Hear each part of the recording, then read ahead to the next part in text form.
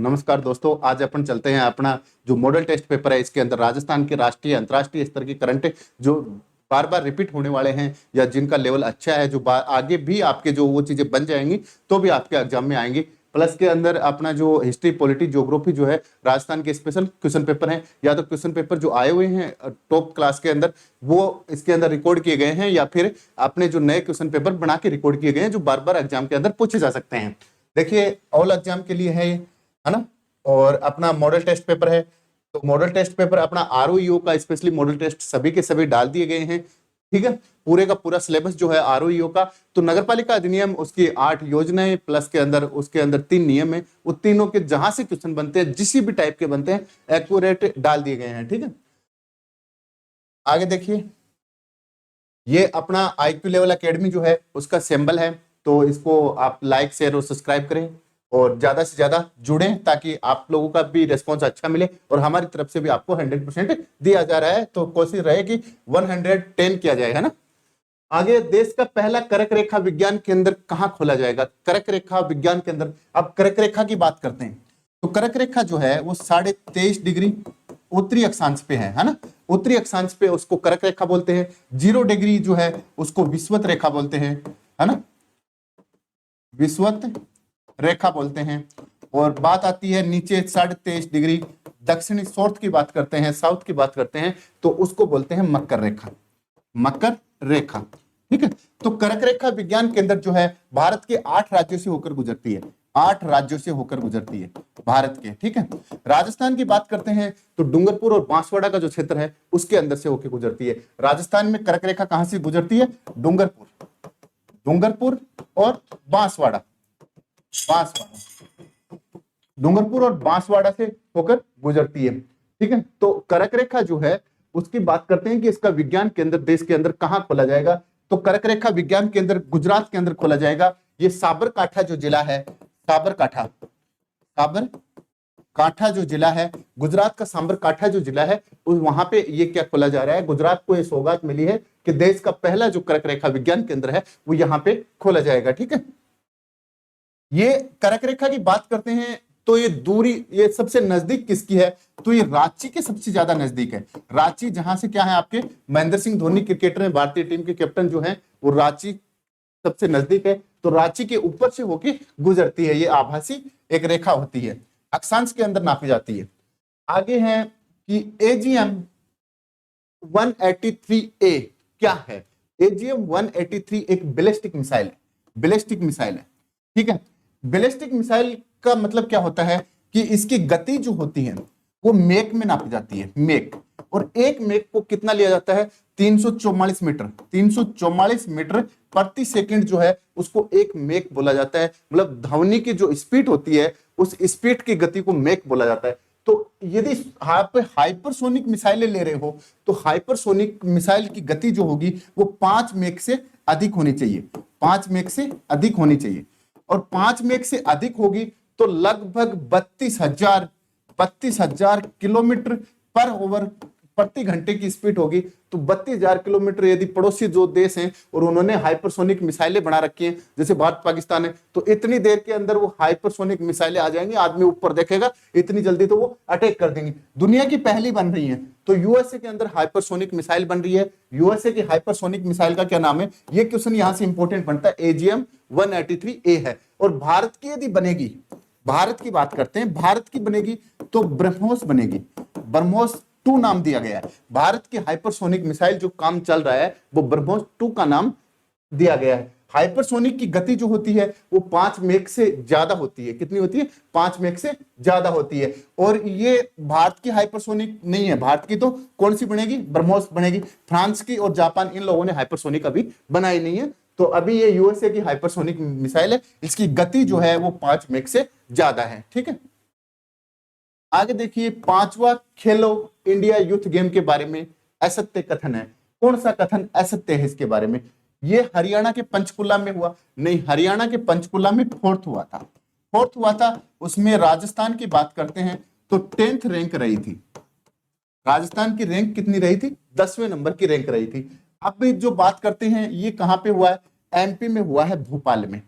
कहां पे हुआ है? 5वां फिफ्थ की बात करते हैं तो एमपी के अंदर भोपाल में हुआ है, भोपाल के अंदर हुआ है। ध्यान रखना यहां से एक इंपॉर्टेंट क्वेश्चन, ये क्वेश्चन आपका वेरी वेरी इंपॉर्टेंट यहां पे लगा लेना। यूथ गेम कहां पे हुए, पांचवा, तो ये आपके भोपाल एमपी के अंदर हुए हैं। आगे इसका शुभंकर क्या लिया गया है, इसका शुभंकर आशा लिया गया है। कुछ लोगों के वैसे भी शुभंकर क्या होते हैं, आशा ही होते हैं ना। आगे थीम सॉन्ग क्या रखा गया है, हिंदुस्तान का दिल धड़का दो, हिंदुस्तान का दिल धड़का दो, ये आपका जो है थीम सॉन्ग लिया गया है। और ये गायकार, गायक किस गायक ने गाया है, शान गायक ने गाया है। शान गायक ने कौन सा गाया है, हिंदुस्तान का दिल धड़का दो। मसाल का नाम रखा गया है अमरकंटक मसाल। अमरकंटक की पहाड़ियों से कौन सी नदी निकलती है, अपनी चंबल नदी निकलती है ना। तो अमरकंटक जो है वो अमरकंटक क्या रखा गया है, मसाल का नाम रखा गया है।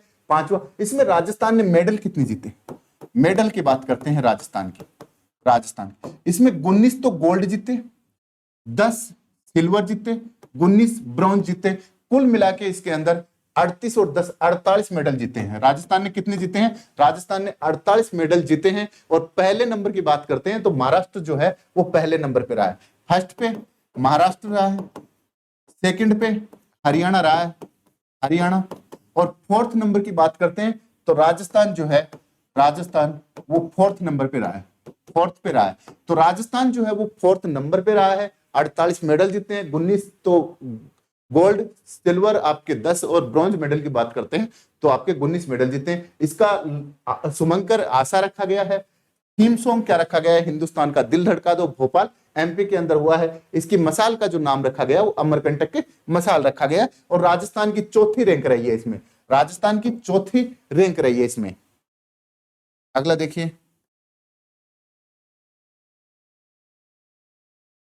पेरू की पहली महिला राष्ट्रपति बनी है। पेरू जो है, पेरू चिली है ना, चिली तांबा भंडार दुनिया का है ना, तांबा भंडार, भंडार उसके बगल में पड़ता है पेरू, पेरू ठीक है, पेरू पड़ता है।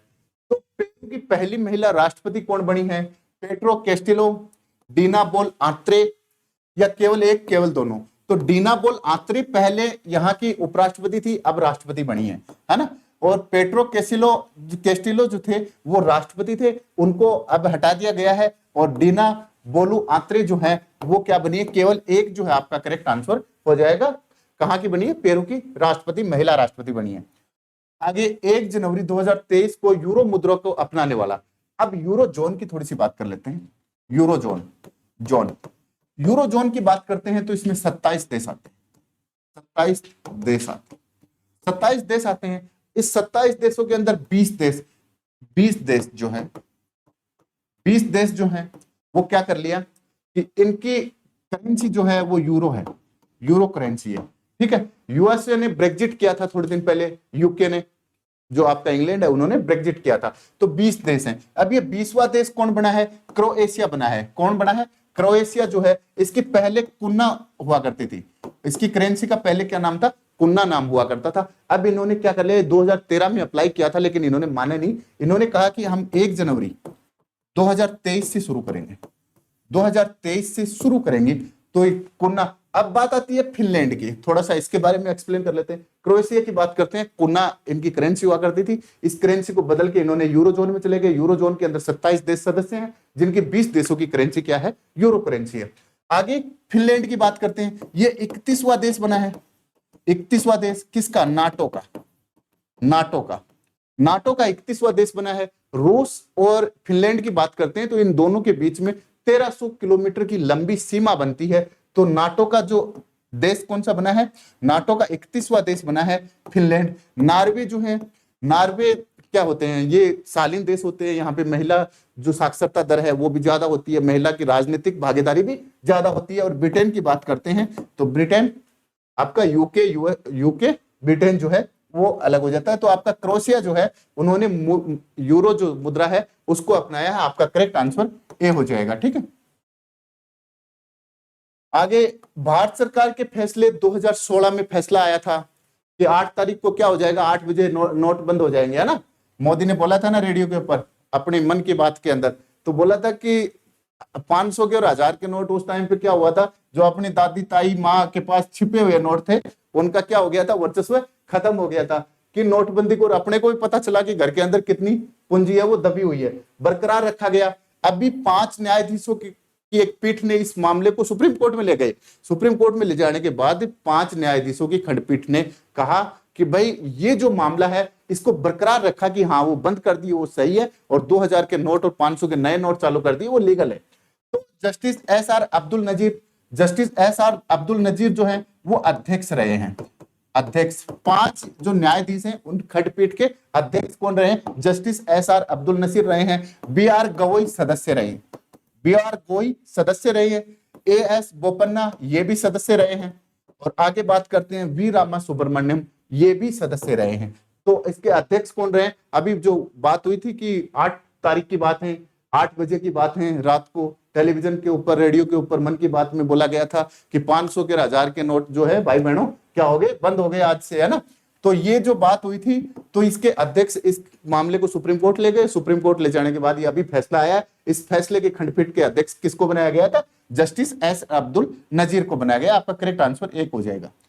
भारत के किस आतंकवादी संगठन को हाल ही में आतंकवादी संगठन घोषित किया गया है? तो किसको आतंकवादी संगठन घोषित किया गया है? देखिए, एक है द RF, है ना, TRF बोला जाता है इसको शॉर्ट में। कौन है? द रेजिस्टेंट फ्रंट जिसको बोला जाता है। लश्कर तैयबा पहले से था। लश्कर तैयबा जो है वो पहले से था। शेख सज्जाद गुल जो है, शेख सज्जाद गुल है वो TRF की क्या है? कमांडर है। कमांडर कौन है? कमांडर कौन है TRF के? शेख सज्जाद गुल जो है वो TRF के कमांडर हैं। और द रेजिस्टेंट फ्रंट जो है उसको क्या घोषित किया गया है? अभी भारत सरकार ने इसको आतंकवादी संगठन घोषित किया गया है। आगे देखिए, सोने के सिक्के देने वाला देश का, सोने के अंडे तो आपने देखा ये कौन सी मुर्गियां देती हैं, लेकिन सोने का जो सिक्का है उसकी बात करते हैं कि सोने का सिक्का देने वाला देश का पहला ATM, है ना। अब तो पैसा भी आऊंगा और सागे सागे पैसा जमा कराओगा या डेबिट क्रेडिट कार्ड दोगा तो फिर क्या आएगा? सोने के सिक्के आएंगे। सोने के सिक्के का वजन रखा गया 0.5 ग्राम से 100 ग्राम तक।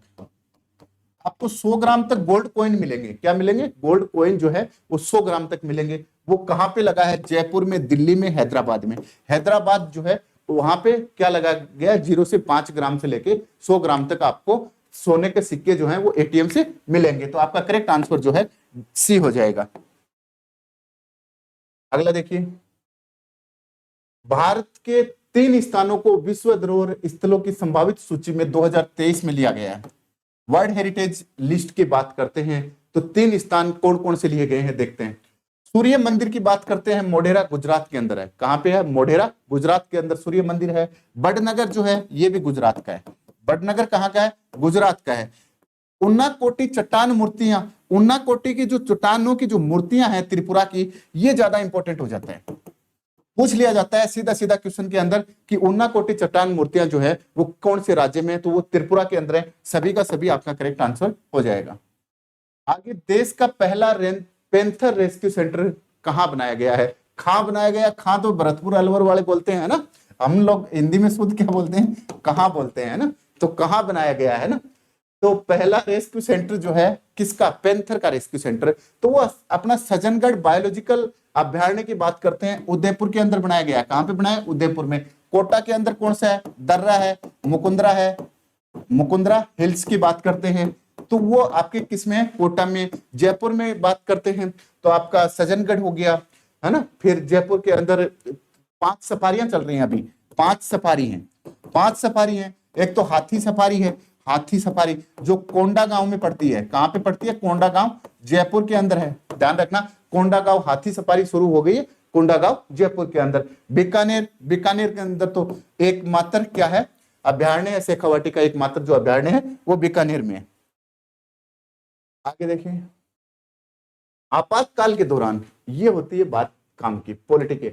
आपातकाल के दौरान अनुच्छेद के उपबंधों का निलंबन भारतीय संविधान के किस अनुच्छेद में किया जाता है? तो आपातकाल के दौरान पहली बात, निलंबन कौन करेगा? राष्ट्रपति करेगा। राष्ट्रपति करेगा।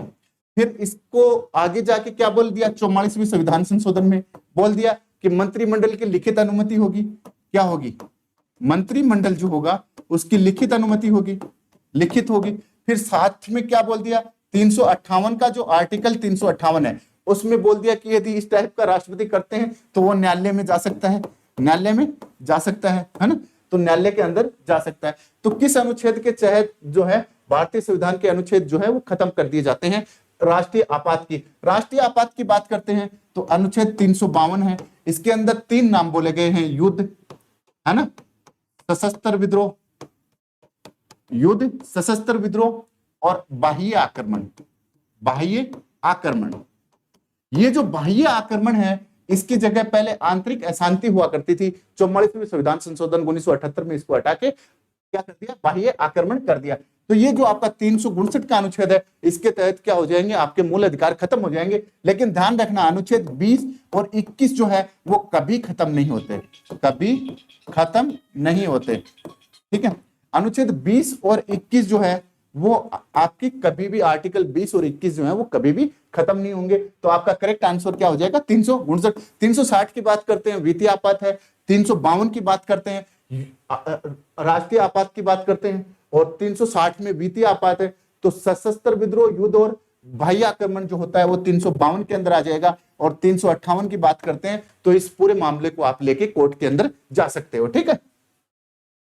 आगे देखिए, ऑपरेशन ब्लैक थंडर की बात करते हैं। ऑपरेशन ब्लैक थंडर की बात करते हैं, ये कब हुआ था? ये 1986 की बात है। 1986 की बात है। आतंकवादियों ने क्या कर लिया था? अपने स्वर्ण मंदिर जो है उसके ऊपर कब्जा कर लिया था। तो उस टाइम पे इन कब्जागारों से क्या करना? आतंकवादियों से स्वर्ण मंदिर को छुटाना था, छुटाना था। तो स्वर्ण मंदिर को छुटाना था, है ना, तो स्वर्ण मंदिर को छुटाना था। आगे लिट्टे के खिलाफ की बात करते हैं। तो लिट्टे के खिलाफ 1987 के अंदर की बात है। 1987 के अंदर लिट्टे के खिलाफ ऑपरेशन पवन चलाया था। कौन सा चलाया था? ऑपरेशन पवन की बात करते हैं, ऑपरेशन पवन की बात करते हैं। क्योंकि मेरा पॉलिटिकल साइंस सब्जेक्ट रहा है ऑप्शनल, तो आईएएस मेंस का भी मेरा यही रहा है। तो क्या है, स्पेशली मुझे एक एक ऑपरेशन मुझबानी याद है। ऑपरेशन पवन चलाया गया था 1987, लिट्टे के खिलाफ चलाया गया था, है ना। बात करते हैं कश्मीर, कश्मीर के ऊपर तो रोज रोज नए ऑपरेशन चले थे। अब जाके हैदराबाद की बात करते हैं तो यहाँ पे ऑपरेशन पोलो चला था। क्या चला था? ऑपरेशन पोलो चलाया था सरदार वल्लभ भाई पटेल ने, उसके नेतृत्व में ऑपरेशन पोलो चलाया था। और पुलिस कार्रवाई हुई थी। क्या हुई थी? पुलिस कार्रवाई हुई थी। पुलिस कार्रवाई की बात करते हैं, ऑपरेशन पोलो चलाया गया था। तो ऑपरेशन ब्लैक थंडर की बात करेंगे तो स्वर्ण मंदिर का मामला है, 1986 की बात है, आतंकवादियों से छुटाने के लिए चलाया गया था, ठीक है। आगे सत्य कथन देखना है। मंत्रिपरिषद संसद के प्रति सामूहिक रूप से उत्तरदायी होती है। संसद की बात नहीं करता। अनुच्छेद 75(3) जो है, अनुच्छेद 75(3) जो है वो संसद की बात नहीं करता, वो लोकसभा की बात करता है। लोकसभा यहाँ पे नाम होना चाहिए। क्या होना चाहिए? संसद की जगह लोकसभा नाम होना चाहिए कि मंत्रिपरिषद संसद के प्रति नहीं, लोकसभा के प्रति उत्तरदायी होगा। चाहे आपका प्रधानमंत्री राज्यसभा से बनो, चाहे लोकसभा से बनो, ठीक है। तो आपका ये पहली कोटेशन गलत हो गई। मंत्रिपरिषद की एक कार्यकारिणी समिति होगी। बिल्कुल, मंत्रिपरिषद एक अपने आप में कार्य काम करने वाली समिति होती है, वास्तविक सरकार होती है। ये सामूहिक रूप से शासन करती है, सामूहिक उत्तरदायित्व के सिद्धांत पे काम करती है ना। और पद गोपनीयता की ये लोग शपथ लेते हैं। तो आपका ए 2 सही हो जाएगा। एक गलत है और 2 सही है, एक गलत है 2 सही है, तो आपका करेक्ट आंसर 2 हो जाएगा। आगे देखिए, किस संविधान संशोधन अधिनियम द्वारा संविधान के अनुच्छेद 19 में भारत की प्रभुता और अखंडता शब्द को जोड़ा गया था? ये बात है आरएसपीटी की, आरएसपीटी की लास्ट वाले, इसमें ये क्वेश्चन पूछा गया। फर्स्ट ग्रेड में ये क्वेश्चन पूछ लिया गया और एक एग्जाम और हुआ था उसके अंदर ये क्वेश्चन रिपीट कर दिया। तो किस संविधान संशोधन अधिनियम द्वारा संविधान के अनुच्छेद 19 में प्रभुता अखंडता, यदि अखंडता का नाम देख लेते हैं तो हम क्या मार देते हैं? सीधा का सीधा 42वां संविधान संशोधन मार देते हैं। क्योंकि अखंडता जो जोड़ा गया था, समाजवाद, अखंडता और पंथ निरपेक्ष अपनी प्रस्तावना में, प्रस्तावना की बात करते हैं तो समाजवाद, अखंडता, समाजवाद, अखंडता और पंथ निरपेक्ष, ये 3 शब्द जो जोड़े गए थे ये अपनी प्रस्तावना के अंदर जोड़े गए थे। ये बाद की बात है। लेकिन जब प्रभुता साथ में दिया, प्रभुता और अखंडता की बात करते हैं तो ये अपना 16वां संविधान संशोधन में जोड़ा गया था। 16वां संविधान संशोधन 1965 की बात है। उस टाइम पे क्या जोड़ा गया था? प्रभुता और अखंडता जोड़ा गया था। 42वें संविधान संशोधन की बात करते हैं तो इसको मिनी कॉन्स्टिट्यूशन बोलते हैं, मिनी संविधान बोलते हैं। 44वें संविधान संशोधन में क्या हुआ था, 44वें की बात करते हैं। देखिए 44वें में पहले तो क्या हुआ था, राज्यसभा और लोकसभा दोनों का कार्यकाल 1 वर्ष बढ़ा दिया गया था, उस कार्यकाल को कम किया गया था।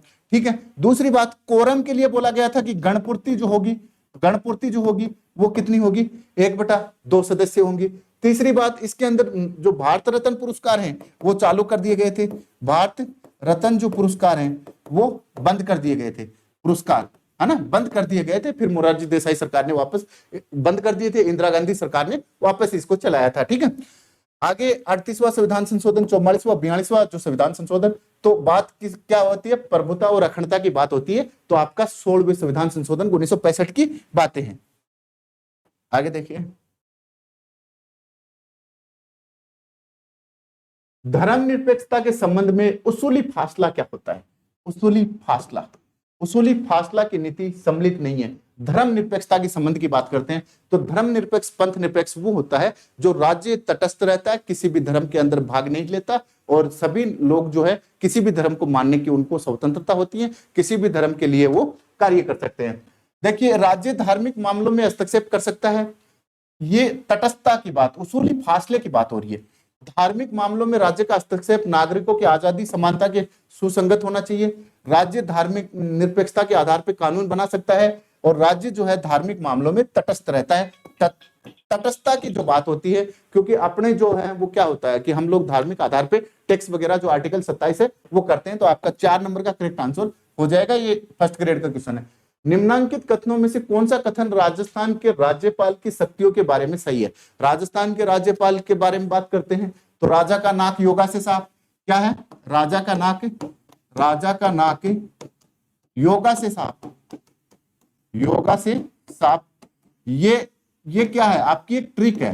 राजा का नाक योगा से साफ जो है ये एक ट्रिक है राज्यपाल के पूरे अनुच्छेद देखने की। तो इसमें देखते हैं कि कौन सी सही है, कौन सी शक्तियां सही नहीं है।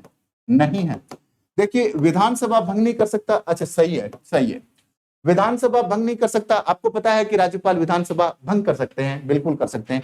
वह अध्यादेश जारी कर सकते हैं, अध्यादेश 213 की बात करते हैं, अनुच्छेद 213। और राष्ट्रपति की बात करते हैं तो राष्ट्रपति जो है वो 123 के अनुसार, राष्ट्रपति जो अनुच्छेद 123 में अध्यादेश जारी करेंगे, और राज्यपाल जो है वो 213 में अध्यादेश जारी करेंगे। विधानसभा सदस्यों को मनोनीत नहीं कर सकते, विधानसभा सदस्य भी मनोनीत राज्यपाल करते हैं, आपको पता ही है। वह आरपीएससी को बर्खास्त नहीं कर सकते। आरपीएससी जो है लोक सेवा आयोग जो है, राजस्थान लोक सेवा आयोग जो है उसको बर्खास्त नहीं कर सकते, राज्यपाल नहीं कर सकते। कॉन्स्टिट्यूशनल बॉडी है, उसको संविधान संशोधन से ही कोई चेंजमेंट हो सकता है, अदरवाइज नहीं होगा। यदि इसका कोई सदस्य है या अध्यक्ष है, उसको बर्खास्त या हटाने के मामले में भी सबसे पहले जांच होगी, जांच सुप्रीम कोर्ट में होगी, राष्ट्रपति के आदेश से हटेंगे। बर्खास्त की भी बात होगी तो भी वो राष्ट्रपति ही करेंगे, राष्ट्रपति ही इनको बर्खास्त करते हैं। ठीक है, आगे देखिए, भारत के संविधान में एक सशक्त केंद्र वाली संघात्मक व्यवस्था है ना, यूनियन फेडरलिज्म की व्यवस्था की बात की गई है, यूनियन फेडरलिज्म सिस्टम की बात की गई है। तो ये देखिए, दुनिया के 25 देशों में है, 25 देशों के अंदर फेडरलिज्म की बात की गई है, संघवाद की बात की गई है। और भारत में जो संघवाद लिया गया है वो कहां से लिया गया, कनाडा से लिया गया है। कहां से लिया गया है, कनाडा के संविधान से संघवाद लिया गया है। तो कहां से, यूएसए से। यूएसए का 2 सिस्टम मैंने बताया था, बहुत अच्छा था। एक तो न्याय प्रणाली बहुत अच्छी थी, है ना, न्यायपालिका, न्याय प्रणाली बहुत अच्छी थी यहाँ की, और एक राष्ट्रपति पावरफुल है यहाँ का। तो राष्ट्रपति और न्यायपालिका के बारे में जो बात आएगी तो आपको सीधा मारना है अमेरिका से। कनाडा संघवाद की। फ्रांस की बात करते हैं तो बंधुत्व है ना, बंधुत्व की जो भावना आई है वो फ्रांस की क्रांति से आई है। और आयरलैंड की बात करते हैं तो आपके डीपीएसपी, साथ में डीपीएसपी के साथ में 12 जो सदस्य राष्ट्रपति मनोनीत करता है, वो 12 के 12 सदस्य आपके कहां से लिए गए हैं, मनोनीत करने की जो रीति है, राष्ट्रपति मनोनीत करते हैं साहित्य, कला, विज्ञान और समाज सेवा के अंदर, तो वो आयरलैंड से ली गई है। तो आपका क्या हो गया, सशक्त कनाडा से लिया गया, आपका करेक्ट आंसर बी हो गया। ठीक है, राजस्थान विधानसभा चुनाव 2018 की बात हो रही है, के बारे में सत्य कथन है।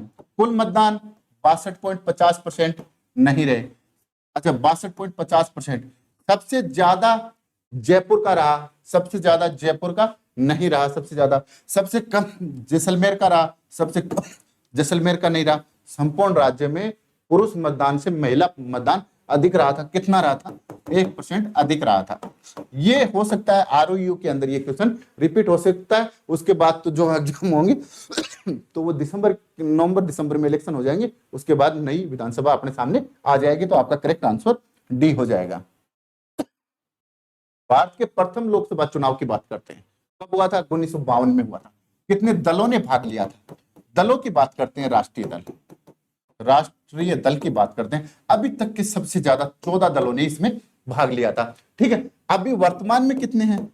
वर्तमान में 8 राष्ट्रीय दल हैं। 8वां कौन सा है? आम आदमी पार्टी, अरविंद केजरीवाल की जो 8वीं पार्टी है आम आदमी पार्टी, जो है अन्ना हजारे और अरविंद केजरीवाल जो बनी थी पार्टी, वो कौन सी है? आम आदमी पार्टी। इसका चुनाव चिन्ह तो आप जानते हो, सुबह से लेकर शाम तक देखते हो।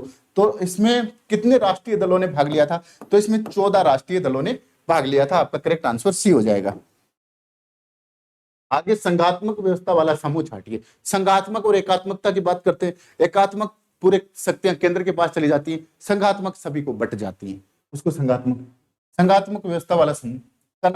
कनाडा से हमने लिया, भारत हमने लिया, ऑस्ट्रेलिया से हमने लिया और अर्जेंटीना से हम, ठीक है। ब्राजील, कनाडा और चीन का नाम आते ही क्या हो गया? चीन में क्या है? माओवादी सरकार है, यहाँ पे फिक्स कर दिया ना राष्ट्रपति, तो फिर वो संघात्मक व्यवस्था की बात कहाँ होगी? वो तो 10 आदमी एक कमरे में बैठ के पूरी नीतियां तय करते हैं। भारत, कनाडा, ब्रिटेन और बांग्लादेश के अंदर भी क्या है? संघात्मक व्यवस्था नहीं है, एकात्मक है। कनाडा, भारत, बांग्लादेश और न्यूजीलैंड। तो यहाँ पे बांग्लादेश आपका गलत हो जाएगा। तो correct answer Canada, Bharat, Australia और अर्जेंटीना जो है उसके अंदर संघात्मक व्यवस्था है। ये क्वेश्चन आपका आ सकता है, आरओयू के लिए स्पेशल दिया गया है। निम्न में से किसे राष्ट्रपति चुनाव 22 के लिए रिटर्निंग ऑफिसर बनाया गया है? रिटर्निंग ऑफिसर कौन होता है? ये चुनाव करवाते हैं। क्या करवाते हैं? चुनाव करवाते हैं। चुनाव आयोग की बात करते हैं। 324 का अनुच्छेद कहता है कि भारत में स्वतंत्र और निष्पक्ष चुनाव आयोग होगा, जो एक या एक से अधिक सदस्यों से मिलकर बनेगा। ठीक है, आगे बात होती है कि किसको बनाया गया है। तो किसे बनाया गया? राज्यसभा का महासचिव, उपराष्ट्रपति, लोकसभा का महासचिव, मुख्य चुनाव आयोग। देखिए, मुख्य चुनाव आयोग को राष्ट्रपति चुनाव के अंदर नहीं बनाया जाता। लोकसभा का महासचिव पिछली बार था। इसमें क्या होता है कि एक टर्म्स जो दिया जाता है वो लोकसभा के महासचिव को दिया जाएगा और एक टर्म्स जो दिया जाता है वो राज्यसभा महासचिव को दिया जाता है। पिछला किसने कराया था? लोकसभा का महासचिव ने करवा दिया। इस बार किसका नंबर आ गया? राज्यसभा महासचिव का नंबर आ गया। आगे है, उद्देशिका में वर्णित शब्दों का सही क्रम क्या है? तो देखिए, उद्देशिका जो है, हम भारत के लोग, भारत को संपूर्ण प्रभुत्व संपन्न है ना, तो पंथ निरपेक्ष, न्याय, स्वतंत्रता, राष्ट्र की एकता और अखंडता। न्याय की बात करते हैं। देखिए, थोड़ा सा इसको खोल लेते हैं, न्याय की बात करते हैं। न्याय 3 प्रकार के न्याय है इसमें। कौन सी? सामाजिक, आर्थिक और राजनीतिक। सामाजिक और आर्थिक, राजनीतिक न्याय, ये 3 प्रकार की तो न्याय की बात करते हैं। 5 प्रकार की स्वतंत्रता है। विचार, अभिव्यक्ति, विश्वास, उपासना और धर्म की स्वतंत्रता। विचार, अभिव्यक्ति, विश्वास, उपासना और धर्म की स्वतंत्रता, है ना।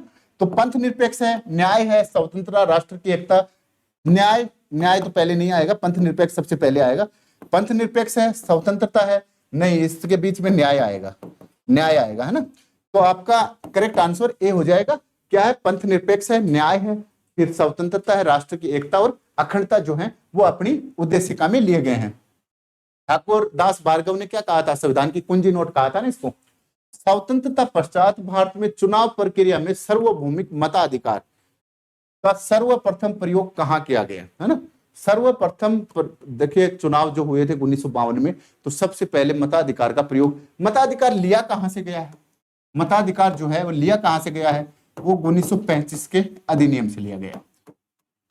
भारत सरकार अधिनियम 1935 का जो है उससे मताधिकार लिया गया है। मताधिकार की बात करें इससे पहले तो 1917 का जो अधिनियम था, 1919 का अधिनियम जिसको बोलते हैं, 1919 के अधिनियम में लिया गया है। मताधिकार के अंदर उम्र की बात करते हैं, पहले 21 वर्ष हुआ करती थी, 21 वर्ष हुआ करते थे। आगे जाके 61वां जो संविधान संशोधन हुआ, कॉन्स्टिट्यूशन अमेंडमेंट एक्ट हुआ, 61वां संविधान संशोधन 1986 की बात है, तो 61वां संविधान संशोधन के अंदर क्या कर दिया? 18 वर्ष कर दी उम्र। पहले 21 साल का आदमी वोट दिया करता था, अब 18 साल का दिया जा रहा है। कब से? 61वां संविधान संशोधन के बाद। सर्वप्रथम प्रयोग किस राज्य में किया? पंजाब में। पंजाब में सबसे ज्यादा राष्ट्रपति शासन लगा है। राष्ट्रपति शासन। बार नहीं लगा, समय की बात हो रही है। सबसे लंबे समय तक राष्ट्रपति शासन पंजाब में लगा। सबसे ज्यादा बार की बात करते हैं तो वो आपका मणिपुर और उत्तर प्रदेश की बात हो जाएगी। राजस्थान नहीं है, आंध्र प्रदेश नहीं है, मणिपुर। मणिपुर जो है वो आपका करेक्ट आंसर हो जाएगा, क्योंकि सबसे पहले जो चुनाव संपन्न हुआ करवाए थे तो वो मणिपुर क्षेत्र में करवाए गए थे। सार्वभौमिक मताधिकार का प्रयोग वहीं पे हुआ था।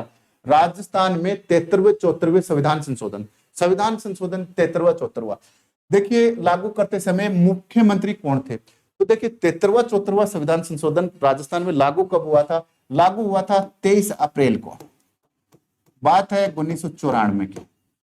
ठीक है, देश में लागू कब हुआ था? 24 अप्रैल को, बात है 1993 की।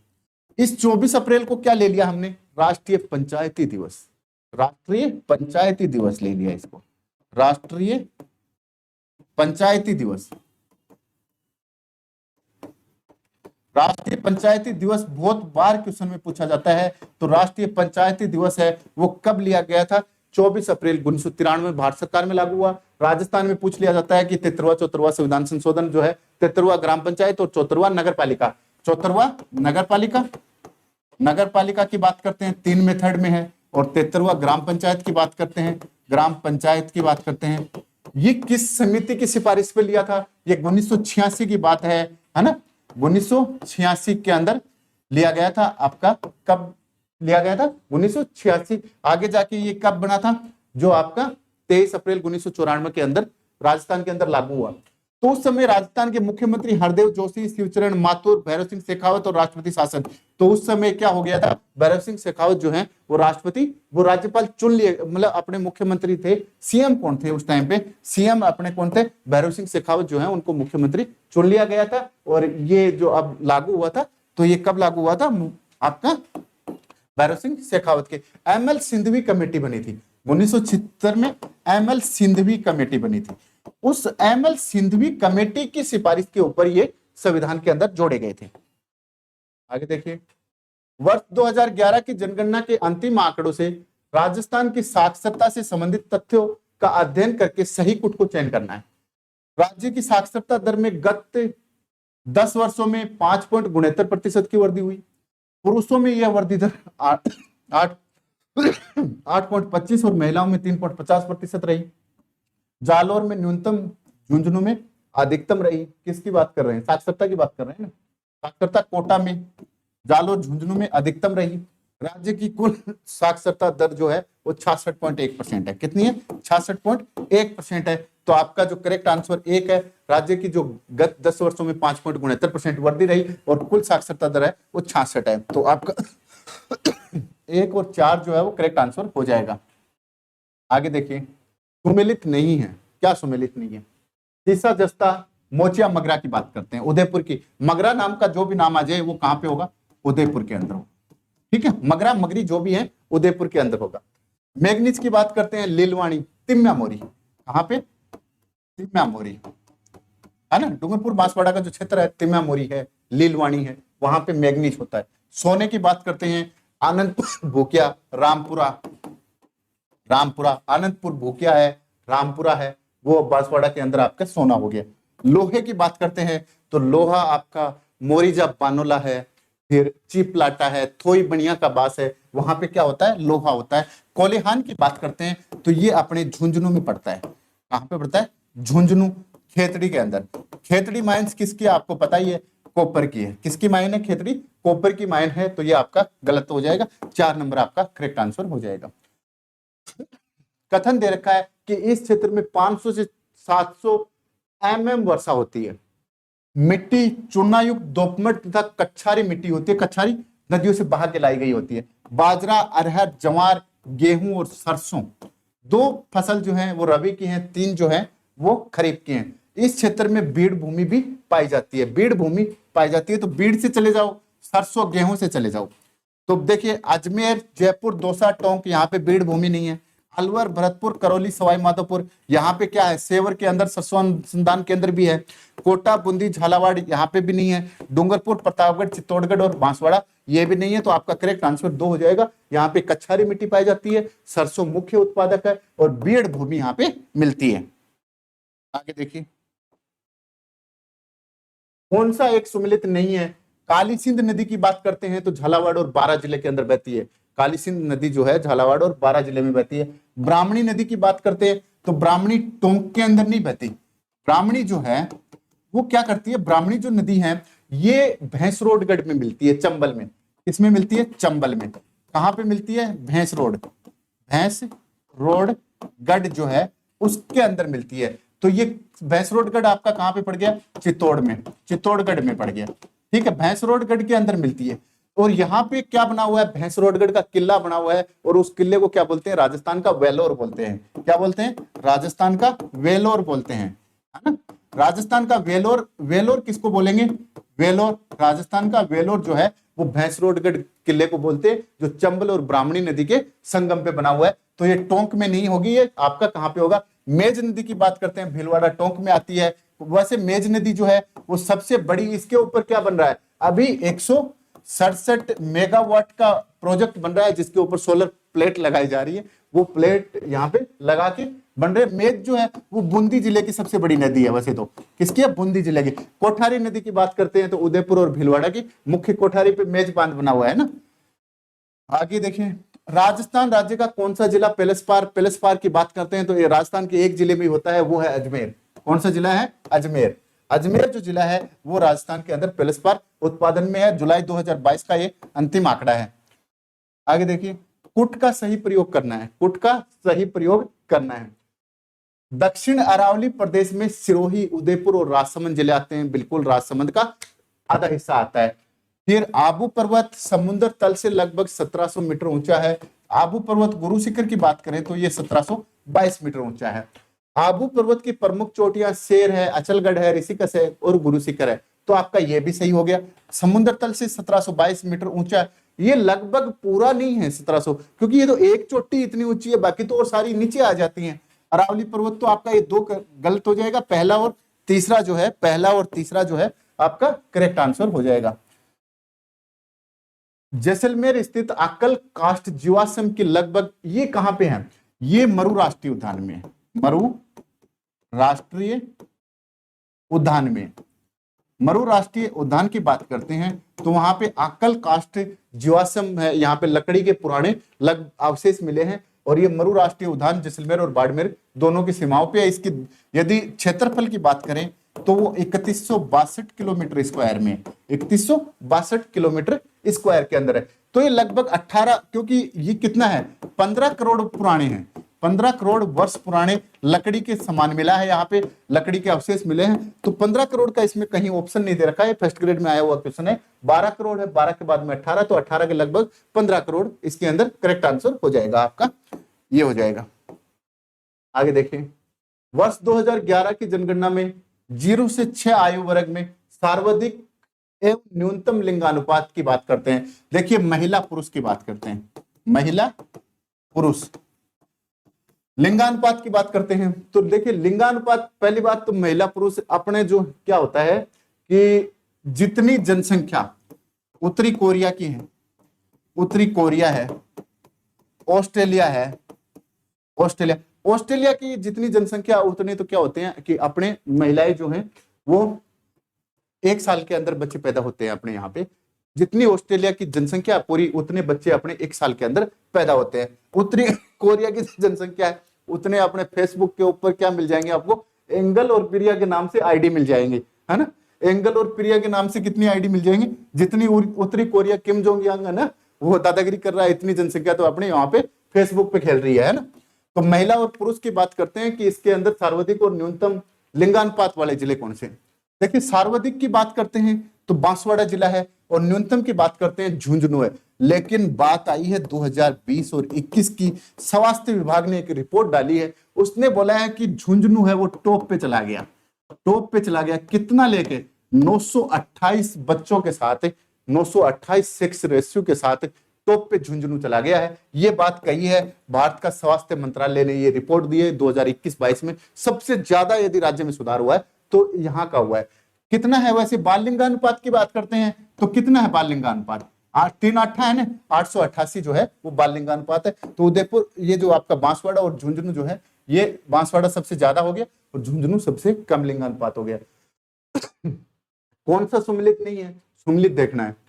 पर्वत शिखर और जिला, बिलाली पर्वत की बात करते हैं, अलवर है। मैंने IQ लेवल एकेडमी का जो पूरा पर्वत है, सभी पर्वत आपको एक टॉपिक में केवल आधे घंटे की क्लास में डाल रखे हैं, आप बहुत अच्छे से तैयार कर सकते हो, ट्रिक वाइज है पूरे। बरवाड़ा पर्वत है, चौथ का बरवाड़ा, बरवाड़ा कहाँ पे है, सवाई माधोपुर में है। कहाँ पे है, सवाई माधोपुर में है। डोरा पर्वत की बात करते हैं, आडा वाला डोरा पर्वत जो है जालोर के अंदर है। और नागपानी पर्वत जो है, इसको इंपॉर्टेंट लगा लेना, नागपानी पर्वत बहुत बार पूछा जाता है, ये उदयपुर के अंदर है। नागपानी पर्वत उदयपुर के अंदर है, डोरा पर्वत जालोर के अंदर है, और आपका बरवाड़ा जो पर्वत है वो आपका सवाई माधोपुर में है, न कि अजमेर के अंदर। अजमेर में कौन सा है, नाग पहाड़ी है। कौन सी है, नाग पहाड़ी। नाग पहाड़ी से क्या निकलती है आपकी, लूनी नदी निकलती है। नाग पहाड़ी से लूनी नदी निकलती है, और नाग पहाड़ी जो है मध्य अरावली की सबसे ऊंची चोटी है। IGNP ये थोड़ा सा मिस प्रिंट हो गया था, आगे देखिए। डंग गंगधर उच्च भूमि क्षेत्र की बात करते हैं। डंग गंगधर उच्च भूमि क्षेत्र राजस्थान के किस भौतिक प्रदेश में है, तो राजस्थान के किस भौतिक प्रदेश में डंग गंगधर उच्च भूमि है, तो राजस्थान को 4 भौतिक प्रदेशों में बांटा गया है। थार का रेगिस्तान, या महान रेगिस्तान, या कुछ भी कह दो, आपका पश्चिम का रेगिस्तान कह दो, फिर आपका छप्पन का मैदान कह दो, हाड़ौती का पठार कह दो, और आपका पूर्व उत्तर पूर्व का मैदानी भाग कह दो, है ना। तो बांगड़ प्रदेश, एक तो होता है बागड़ और एक होता है बागड़। बागड़, ये दोनों क्षेत्रों के नाम अलग अलग हैं। बागड़ की बात करते हैं तो इसके अंदर आपका प्रतापगढ़, सिरोही, डूंगरपुर, बांसवाड़ा आ गया, है ना। वो सॉरी, आपका प्रतापगढ़ है ना, डूंगरपुर और थोड़ा सा बांसवाड़ा का क्षेत्र आ जाता है। बागड़ की बात करते हैं तो बागड़ क्षेत्र के अंदर आपका क्या आ जाता है, बागड़ के अंदर आपका सिक्कर, झुंझुनू और चूरी, शेखावाटी क्षेत्र आ जाता है। शेखावाटी, ध्यान रखना, शेखावाटी क्षेत्र जो है वो यहाँ पे। बांगड़, छप्पन का मैदान, हाड़ौती, दक्षिण हाड़ौती का जो है कोटा, बारा, बूंदी, झालावाड़ का जो क्षेत्र है वहां पे आपका डंग गंगाधर क्षेत्र है। दूसरी बात, घोड़े की नाड़ की पहाड़ियां हैं। घोड़े, जो घोड़े हैं उनके नाड़ की, मतलब उनकी गर्दन जो होती है ना, तो वो घोड़े के नाड़ की आकृतियां कहाँ पे है, घोड़े की नाड़ की आकृतियां जो हैं वो भी आपके 12 जिले के अंदर है। और कार्पेथियम जिसको बोला जाता है तो वो आपके स्विट्जरलैंड के अंदर है, जूरा कार्पेथियम जो पर्वत है वो। आगे वर्ष 2011 में 1 लाख से अधिक जनसंख्या वाले शहर की बात करते हैं तो इस बार भी इतने ही हैं।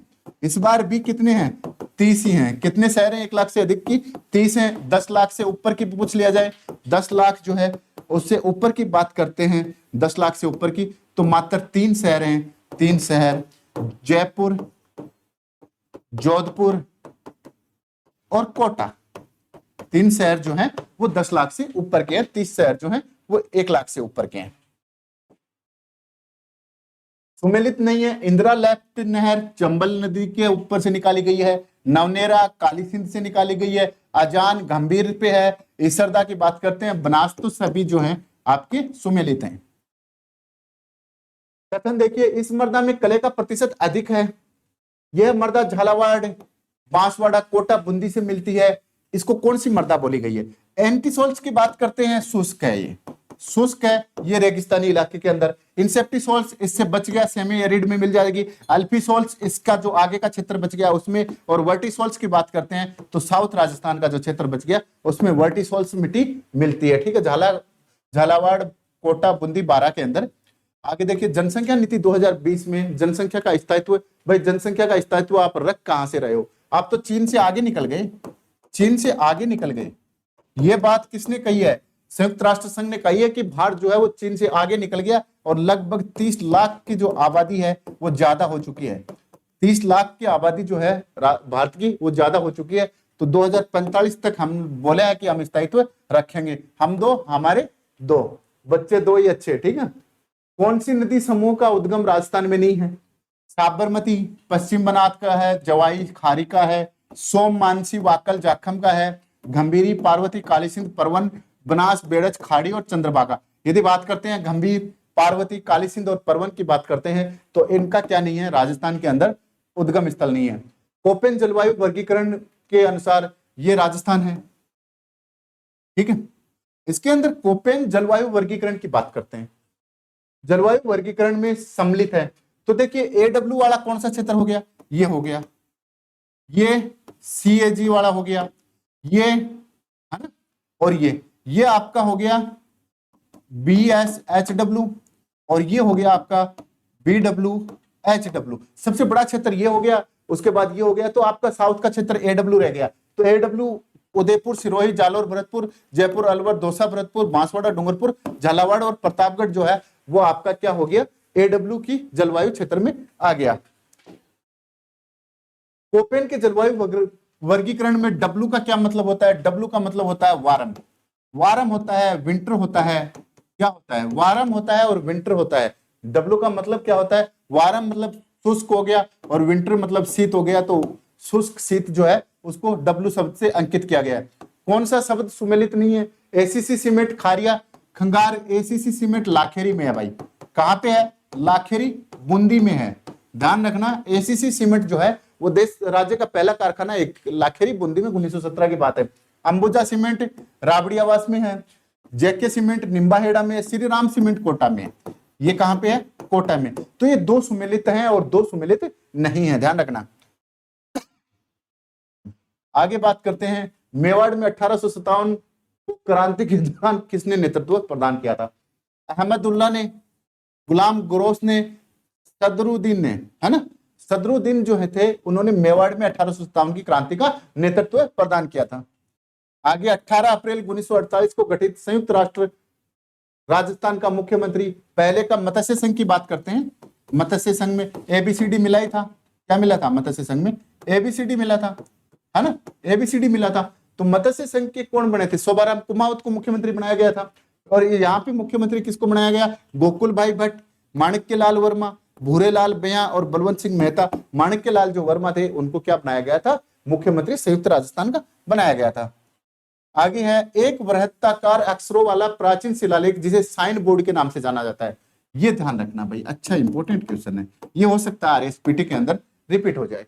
साइन बोर्ड के नाम से जाना जाता है, प्राप्त हुआ है। लोथल गुजरात का है, गुजरात का है। कालीबंगा राजस्थान का है।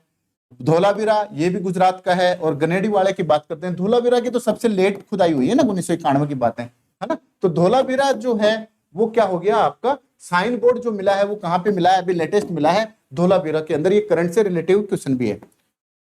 आगे देखिए, किस मुगल शासक ने विजय सिंह को आमेर का शासक घोषित किया और आमेर का नाम मोमिनाबाद कर दिया था? तो औरंगजेब बहादुर शाह ने किया था। किस पे? आमेर पे किया था। आमेर की शासक, है ना। फर्रुखसियर और मोहम्मद शाह की बात करते हैं तो बहादुर शाह जो थे उन्होंने आमेर का नाम क्या कर दिया था? मोमिनाबाद कर दिया था। खिरजाबाद की बात करते हैं, है ना, खिरजाबाद की बात करते हैं तो ये नाम किसका कर दिया था? मेवाड़ का हो गया था, है ना। जलालाबाद की बात करते हैं, है ना, जलालाबाद की बात करते हैं, ये नाम कर दिया गया था जालोर का। ध्यान रखना, ये नाम किसका कर दिया था? जालोर का कर दिया था। आगे देखिए, मोतीलाल तेजावत को मेवाड़ ने 9 वर्ष तक बिना किसी आरोप के जेल में रखा गया था। मोतीलाल जी तेजावत को रखा गया था। निम्न में से किसने उन्हें जेल से बाहर निकलने में हस्तक्षेप किया था? है ना। तो माणिक्यलाल वर्मा, मिस्टर होलैंड थे और मणिलाल कोठारी ने इनका हेल्प की थी और उन्हीं के सहयोग से ये बाहर निकले थे। किसको चौहानों का मूल स्थान माना गया है? सपाद लक्ष्य, जिसको सांबर बोलते हैं। क्या बोलते हैं? सांबर बोलते हैं। चौहानों का जो राव सिया थे वो यहाँ पे बसे थे। चौहानों का क्या बोला जाता है? यहाँ पे मूल क्षेत्र माना जाता है। अगला देखिए, राजस्थान में किस स्थान पर एक कंकाल के गले में पत्थर, कंकाल के गले में क्या था? पत्थर। वह मोतियों की, वह पत्थर वह हड्डियों का हार पहना हुआ था। बाठा पिरो रखा था और हड्डी पिरो रखी थी, हार पहना गया था। वो कहाँ मिला? बागोर में, आहड़ में, तिलवाड़ा में, धनेरी में। तो वो कहाँ पे मिला? आपका बागोर के अंदर। राजस्थान में किस स्थान पे जो मिला था वो आपके बागोर कहाँ पड़ती है? आपकी भीलवाड़ा में। भीलवाड़ा कोठारी नदी पे, भीलवाड़ा कोठारी नदी पे, कोठारी नदी के ऊपर है। आगे बात करते हैं, आहड़ उदयपुर के अंदर है, उदयपुर। तो आपका जो ये मिला था कंकाल, तो वो कहां पे मिला था? उदयपुर के अंदर मिला था। कंकाल जो मिला था उदयपुर के अंदर मिला था। ठीक है दोस्तों, आज के लिए इतना ही। धन्यवाद, बाय।